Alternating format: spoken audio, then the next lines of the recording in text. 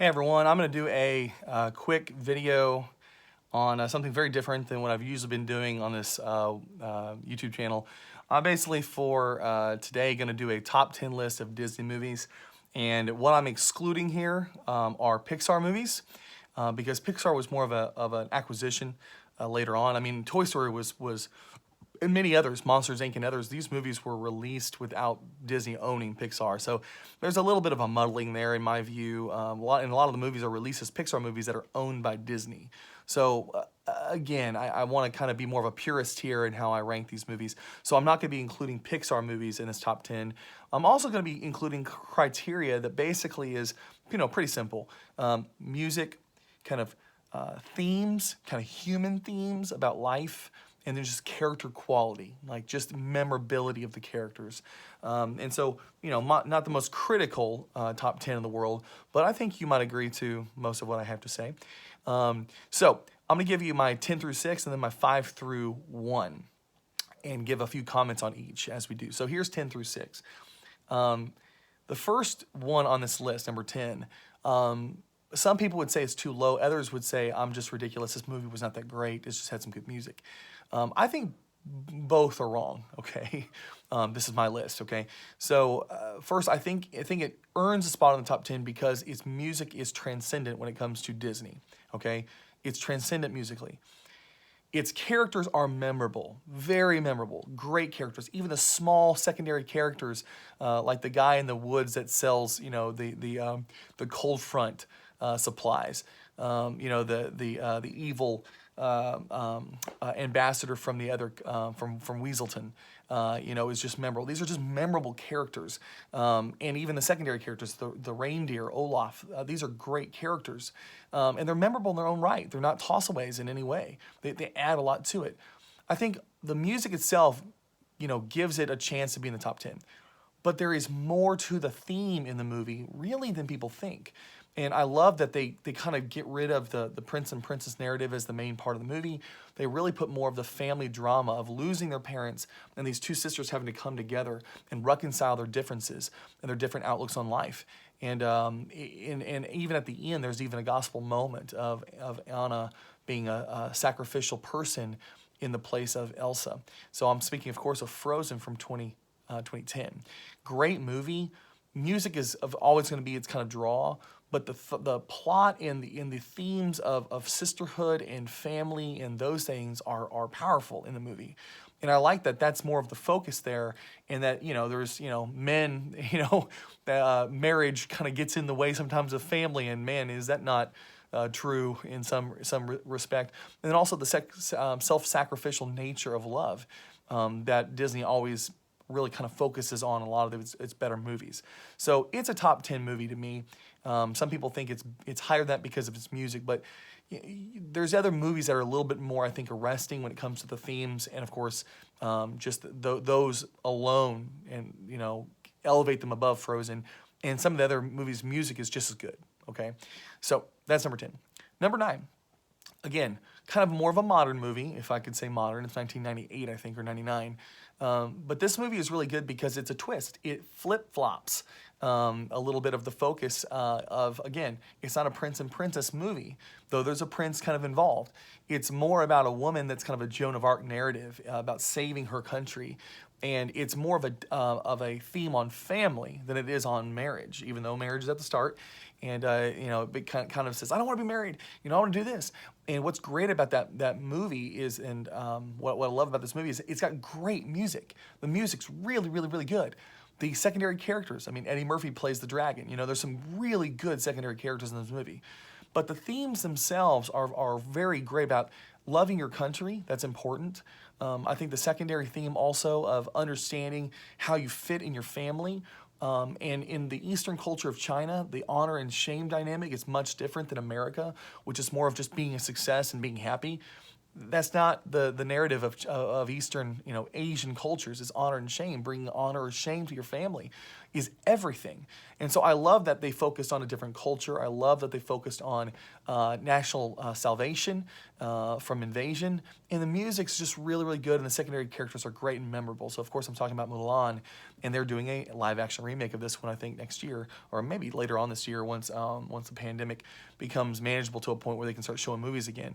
But Mulan, I think, is a great movie. Again, I can see why some people would say maybe not top 10, but it is so memorable. The music is good, and the themes are diverse enough and memorable enough that I think it makes the cut. Number 8 is going to be Pinocchio. And this movie, to me, could even be higher.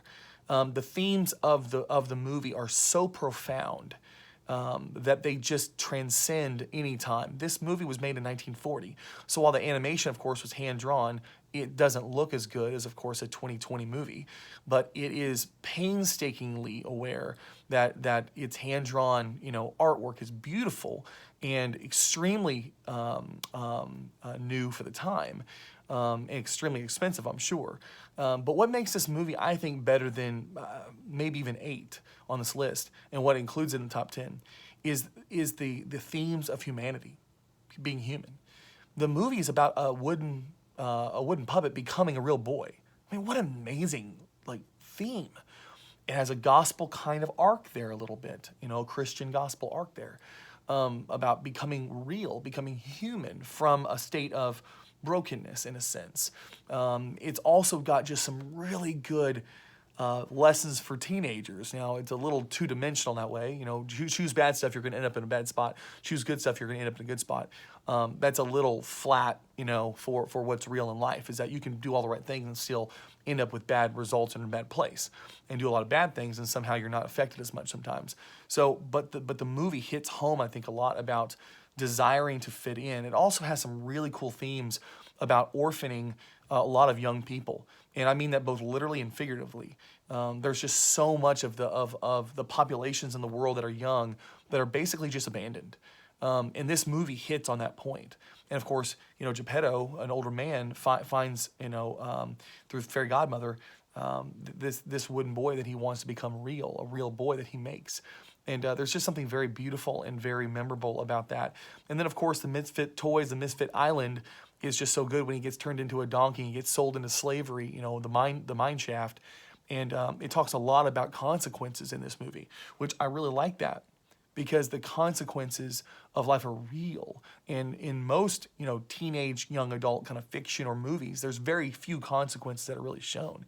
In fact, Pinocchio dies in the movie. He dies. But because he made good, in a way, fairy godmother gives him not only life, but gives him the real boy status again. Now, again, as a Christian, there's some problems with that narrative. But I'm just kind of talking more as just a human being here. There's some really good, realistic portrayals of life in this movie. And the actual folk story from Italy is actually a lot darker than this. And I won't get into that. But basically, I think this is one of the darker movies in the Disney canon, and darker in the sense of it portrays human life more of in a real way. And it is such a good movie. I watched it 3 or 4 times just last year again and was just gripped by it. Now, the music's not going to be as good, and again, some of the other characters are not as profound, maybe. But the evil characters are so good in the movie, I think. The fox that dupes him, the lead, boy of the gang, can't remember the guy's name, Pastrami or Salami or whatever his name was, that basically runs the puppet show and sells him out into slavery. I mean, I love the themes of slavery. I love the themes of being false and being real. I love the themes of consequence in the movie as a young person, and I love the theme of society orphaning young people. What an incredible movie! So you should look that one up on Disney Plus. Number 7. This is kind of debatable that it's this low, I think. But I think because it's so good in all the areas, but not maybe transcendent in any one area, it earns a spot in the top 10, but it doesn't kind of break the top 5. And this movie is Cinderella. And Cinderella is awesome. I really like Cinderella. It's a typical Americana movie, rags to riches kind of story from the turn of the 20th century. It's a lot about a woman who's basically been put in a position that she has to earn everything she gets. And of course, it's kind of like Snow White. She gets all the helps of the animals and everything like that. And there's some really good music in it.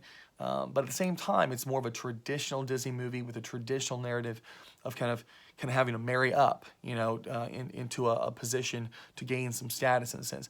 And of course, everyone except for her, wicked stepsisters and stepmother are all there trying to help her out, kind of get to where she needs to be. Now, again, this narrative is more from a 1950s, 1960s mentality, where the goal, of course, of the woman is to get married, and I'm all for that. But it doesn't really have the modern sensibilities, maybe, in the sense that there's more to life than just getting married. And while I fully esteem how important that is in life, it's not the only goal of life. So there's some dated sensibilities of this kind of being the only focus of the movie. So I like the movie a ton. There's just some great secondary characters. The mice are just so memorable. Lucifer, the cat, is so good, and the stepmother is just scary as all get out. I mean, that scene where she's sitting on the big, wide, huge bed, and you can only see her eyes, and the cat kind of goes in there. It's just like this devil, character. I'm like, oh. So there's just some really good moments in this movie. So that's number 7. Number 6, and this probably will continue to ascend, I think, as it ages, because it's that good. And I think it's probably the best movie to come out since The Lion King, for Disney. And it's got all the right things, but it's got the modern sensibilities. It's also got the first black Disney princess in it.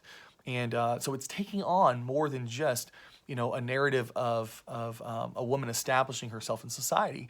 It's also kind of poo-pooing the prince narrative just a little bit. It's actually still giving credence to it, which is good, which is a little bit more than Mulan did. So I kind of like that it's not just kind of hard writing that marriage option. I think it's great that it's still acknowledging that.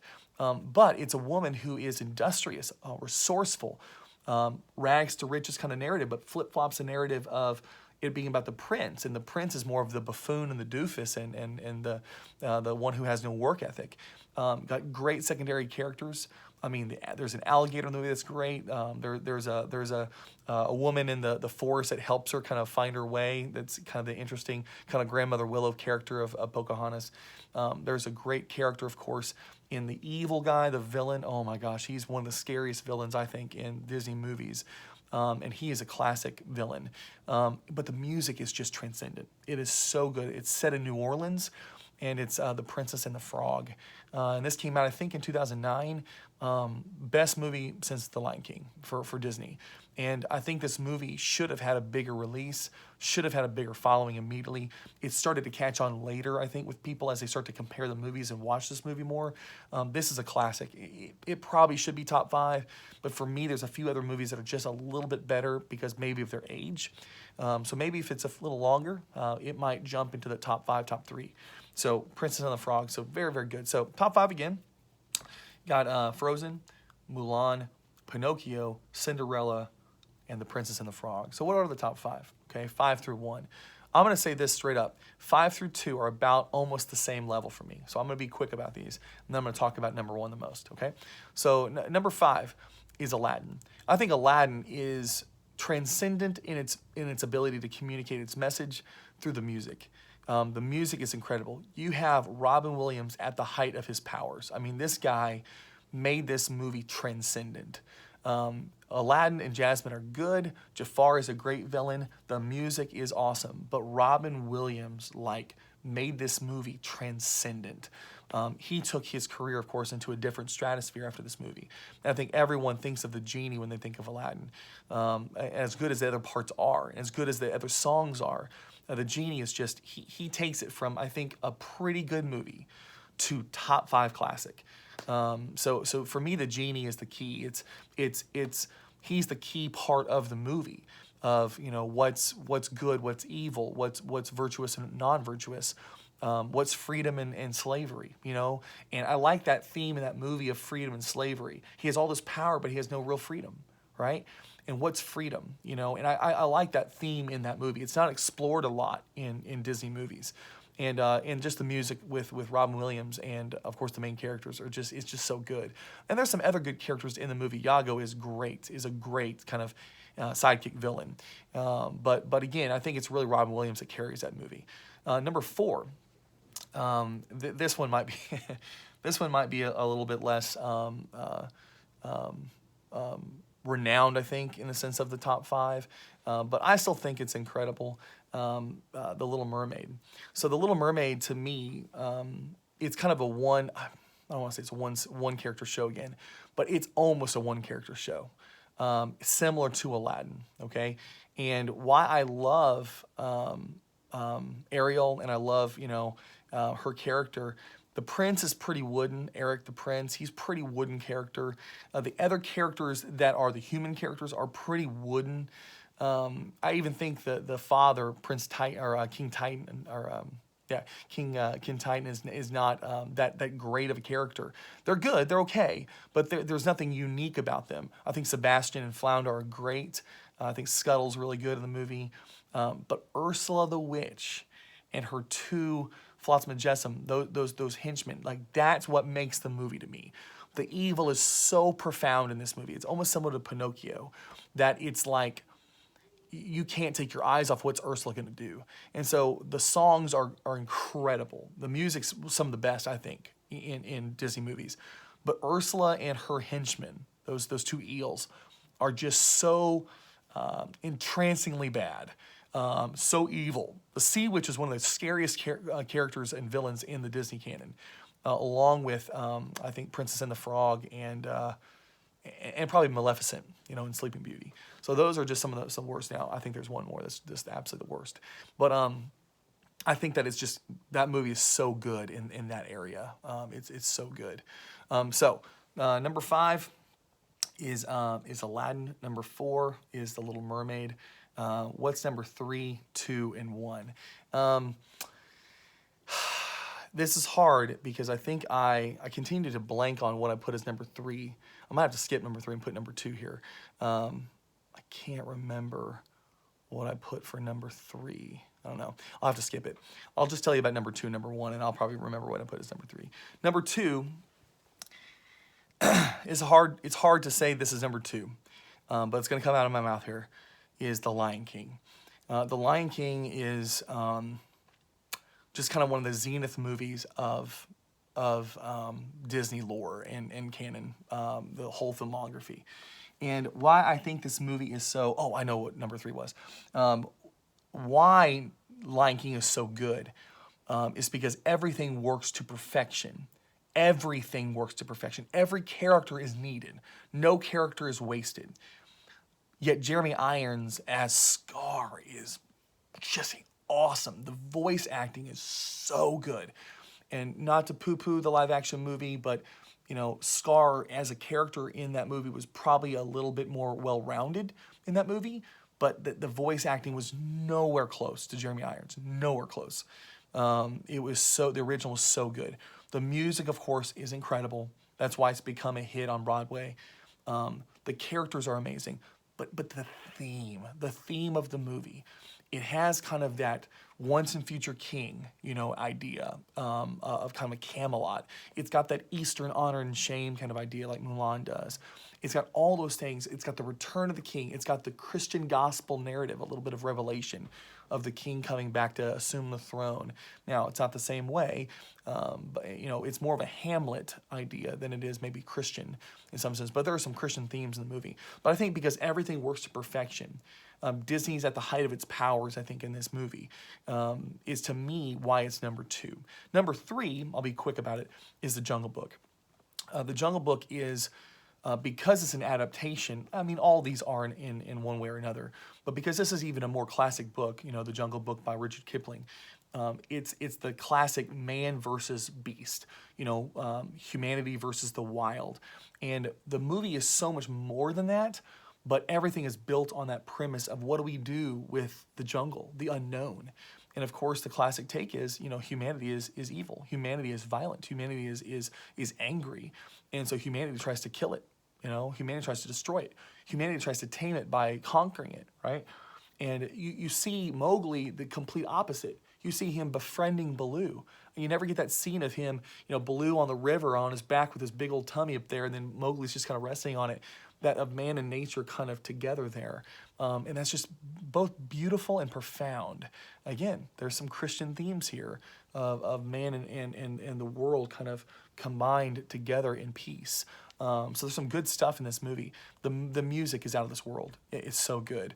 King Louis is incredible. I mean, there's just so many parts of this movie. Shere Khan, of course, the snake is amazing. So these are great. Dude, this is just top 3 movie, I think, for me. Because of all the things that are working well. The only reasons I would probably keep it out of top 3 or top 2 is because it was made in 1967. And so the animation is not quite as high quality, I think, as these top 2.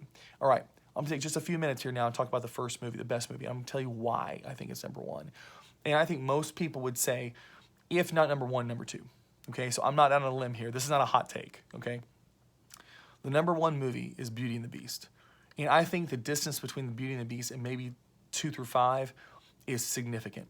I think it's a significant difference. Why? Well, let me tell you why. Because I think the themes of the movie are classic Western spirituality, classic Western philosophy, in a lot of ways. Definitely classic, chivalry and like how the world's supposed to work, right? I think the villain is the best villain in the Disney canon. And why do I say that? Let me say it like this. I think because narcissism is the chief sin of people. That self-sufficiency, that self-grandirizing, that elevation of self. Looking in the mirror as Gaston does and say, look how beautiful I am. I think that is the chief sin and fall of people, is that kind of looking at yourself and finding yourself fully self-satisfied. It's a narcissism that is rampant in Gaston. And I think what creates the greatest villain, I think, in all of Disney is that narcissism of himself, where everything else is but a trinket. Everything else is basically an ornament to his life. Nothing else is significant, whether it's Belle or LeFou or King or killing the beast or whatever. Everything else is really purposeless to him. It's all about him. He's the most self-absorbed character of all the villains, I think, in the canon. And I think he is the most like Satan in the Bible, to be honest. So I think he's just incredible, an incredible villain. And you also see him betraying, of course, the beast and backstabbing, and you see him manipulating the village and manipulating Belle's dad and all these things. And he is the most subversive villain and the most underhanded villain, I think, of all. And he meets his end in kind of a hellish kind of fall, which is interesting at the end of the movie. The second thing is that the music is among the best in Disney, if not the best. It just has some classic songs, but the way they're done and the way the characters are, and you'll see this if you watch the movie's commentary, is that the characters themselves are more human than almost any other Disney movie. And let me give you an example of an opposite side of that. Hercules came out in 1998, and they changed the animation style to almost more of a cartoonish kind of thing. And they made characters even less human than they already were before Beauty and the Beast. I think it got a lot of backlash. I think a lot of people didn't really love the movie because the animation changed and because the characters were less human. Really, they're almost a little bit more robotic. Whereas in Beauty and the Beast, even in the songs, Belle is almost talking her song. There's almost a human quality. There's real humanness to the characters and even the beast in a strange enough way, ironically. So I think the humanness of the characters is at its peak, okay? There's more realism to the characters in this movie than almost any other movie. The music is on a different level. Even the music is infused with human characteristics, where it's less about kind of idealism and kind of romanticism. It's more about, human faults and human flaws. And, Belle, when she's falling in love with the beast, I mean, she's almost talking to herself in a diary, but in a human sense, she's singing like a normal human would sound. So the character, Paige O'Hara, who actually sang for Belle, just did an incredible job of being more theatrical and infusing more humanness into Belle, the character, that I think everyone can relate better to. So I think that's another reason why this movie is number 1 by a large stretch. And then I think lastly, the beast. This theme of narcissism caused the beast, who was originally a prince, to basically get turned on himself. the fairy god, not the fairy godmother, the princess that comes through that basically is a fairy, curses him because of his narcissism. He's cursed. And then not only is he cursed, but his whole domain, his whole dominion. Does this sound like anything you remember? Genesis 3, anybody? His whole dominion, all the animals, all the servants, everything involved, his whole castle, everything that he rules is touched with darkness because he's over it. He's ruling it. He's in charge. So therefore, everything gets cursed with him. He gets turned to a beast. Everyone else gets mutated, right? And the whole castle turns into some sort of like gargoyle prison. This sounds just like Genesis 3. I think the Bible teaches this, that as soon as Adam fell, Eve fell, the whole world fell. Animals started eating each other and killing each other. Cain and Abel, first murder, right? Fratricide. You see this immediate fallout from the headmaster's fall. So this has a extremely rich biblical theme in this movie too, that as a Christian myself, I find just attached to, like, wow, that's a great representation. And then the very ending scene of the beast, his transformation. He goes from what? Full-on prideful narcissism, cursed, richly consumed with his anger. Does that remind you of anyone in this world? Almost most of us, right? Consumed with his anger and his bitterness because of, he's justifying himself, right? But yet who comes and justifies him? Belle comes and steps in his place. Not only does she step in his place, she comes back for him willingly comes back for him.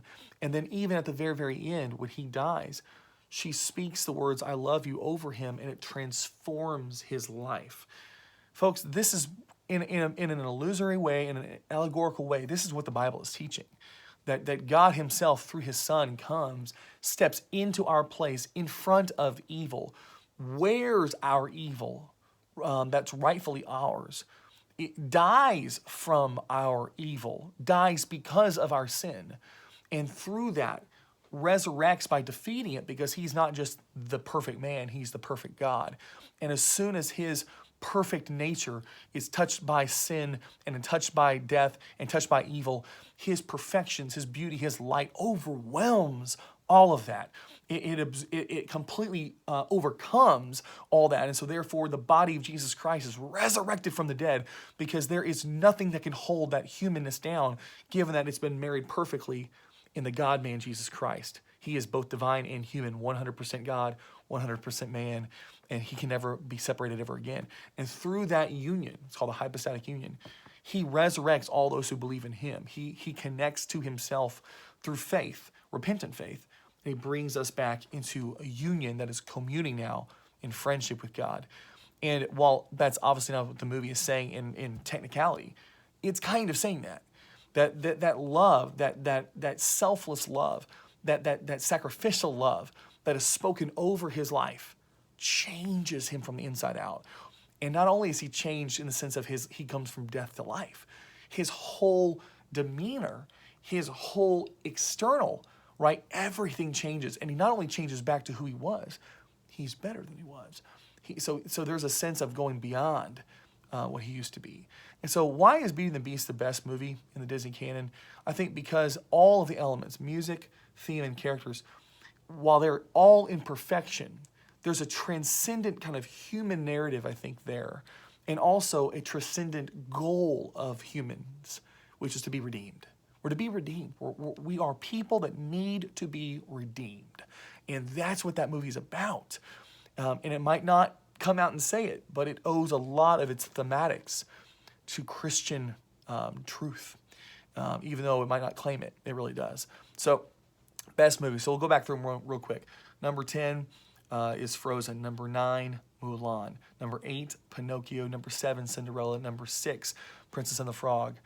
Number 5, Aladdin. Number 4, sorry, I'm doing this kind of backwards with my fingers. Number 4 is The Little Mermaid. Number 3 is The Jungle Book. and we'll fix this. Number 2 is The Lion King, and number 1 is Beauty and the Beast. So if you disagree, that's fine. It's my list, but you can disagree with it and put your own down in the comments, or you can text me if you know my phone number, your disagreement, or you can disagree on my Facebook account. But I think this is the top 10 Disney movies of all time, though I do think Princess and the Frog will start to elevate itself the longer it goes into its, as it ages, it's going to become better and better. I think The Little Mermaid and Aladdin will start to fall a little bit more as other movies show themselves to be a little bit more profound. So that's it.